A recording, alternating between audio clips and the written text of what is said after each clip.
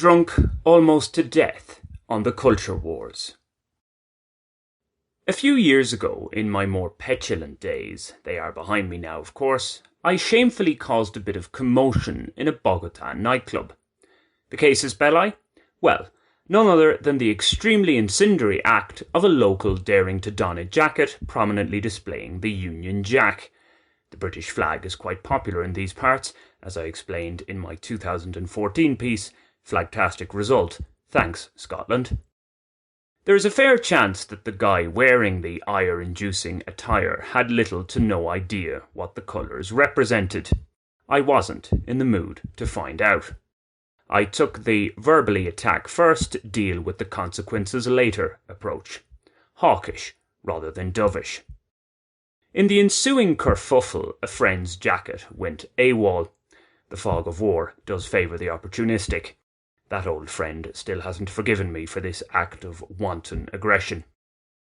My tame defence is that I was drunk. Quite drunk.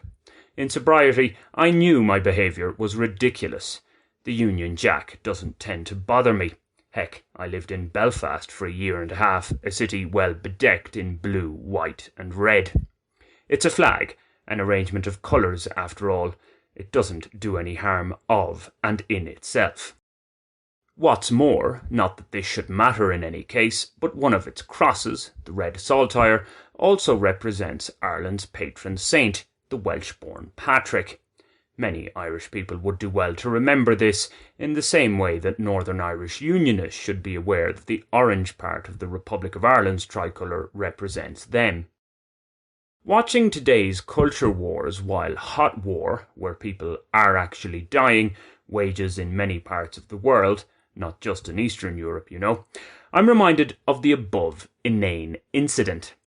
In fact, those who are quite militaristic in their approach to battling inappropriate works of art, literature, various symbols and such like, doing so from, for the most part, a very comfortable existence, would benefit from some time on a real front line, or, at the very least, truly experience the lives of those who they claim to represent and defend.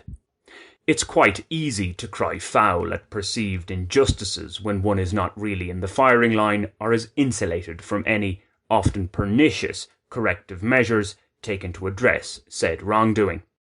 Many social justice warriors are excellent at finding fault elsewhere and demanding retribution. They're not so good at dealing with their own shortcomings. Yes, we must continue to strive for a better, fairer world, but we're more likely to get there by removing barriers, not erecting them. On many occasions, those who are in a rush to help end up, at the very least, hindering proceedings. At the worst, they make things even more problematic, creating divisions where none had previously existed.